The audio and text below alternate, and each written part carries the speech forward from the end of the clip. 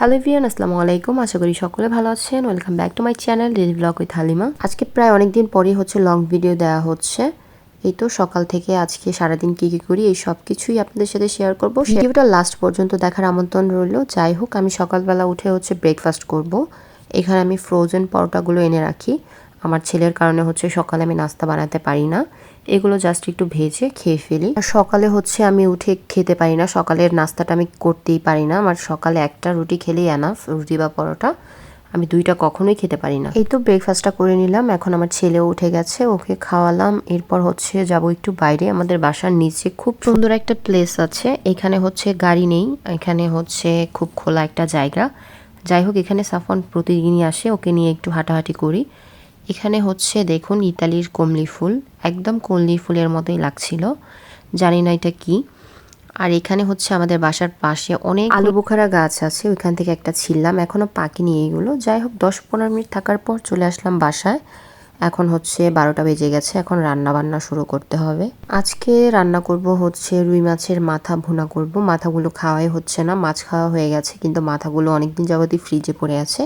ভাবলাম সেটাই আজকে ভুনা করি। আর করব একটা সবজি, চিংড়ি মাছ দিয়ে বটবটি দিয়ে একটা ঝোল করব। ভুনা তরকারি খেতে খেতে ভালোই লাগে। আর আমি ছোটবেলায় মাথা খেতে ভীষণ পছন্দ করতাম, যে কোনো মাছের মাথা আমার ভীষণ ভালো লাগতো। কিন্তু যখন একটু বড় হয়েছি তখন থেকে মাছের মাথা আমি খেতেই পারি না, একদমই ভালো লাগে না। আর আজকে যে একটু ভাঙা ভাঙা করে ভুনা করেছি, এখানে আমি 1 পিস মাছও দিয়ে দিয়েছিলাম।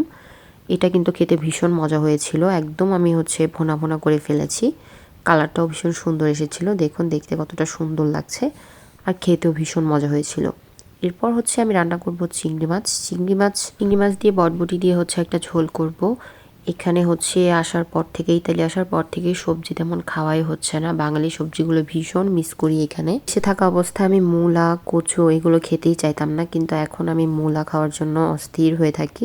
দেশের সবজিগুলো, ছোট মাছগুলো ভীষণ মিস করি। এখানে তো ছোট মাছ আমরা পাই না। যাই হোক, এই তো আমার রান্না বাড়া শেষ। এখন কিছু কাজ আছে, ওইগুলো করে নিব। ছেলেকে গোসল করালাম, এরপর টমেটোর একটু সালাদ বানালাম। কাঁচা টমেটো খেতে পারি না, কিন্তু সালাদ বানালে আমার ভীষণ ভালো লাগে। আর এই তো সাফনের বাবাও কাজ থেকে চলে এসেছে, আর ও সুপার শপে গিয়েছিল, সেখান থেকে টুকটাক বাজার করে নিয়ে এসেছে। এই তো এখানে নিয়ে এসেছে তরমুজ। ছোট সাইজের তরমুজ তেমন মিষ্টি হয় না, আর বড় সাইজ তো অনেক বড় হয়, যে কারণে এমন পিচ পিচ করে কিনে নিয়ে আসে। যাই হোক, বিকেলের দিকে গিয়েছিলাম একটু বাইরে। সাফন বাইরে ঘুরতে ভীষণ পছন্দ করে, আমি প্রতিদিন ট্রাই করি ওকে বাইরে নিয়ে যাওয়ার জন্য। সাফন এখন বাচ্চাদের সাথে খেলাধুলা করতেও পছন্দ করে।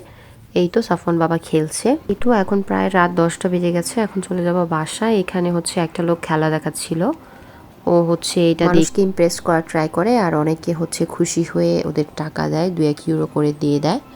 যাই হোক, এমন অনেক মানুষই আছে রাস্তায় দাঁড়িয়ে খেলা দেখায়, গান গায়, তারপর নাচ করে, তারপর মানুষ খুশি হয়ে ওদেরকে টাকা দেয়।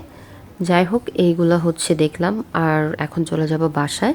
আর আজকের ভিডিওটা এই পর্যন্তই। সকলে ভালো থাকবেন, সুস্থ থাকবেন। আল্লাহ হাফেজ।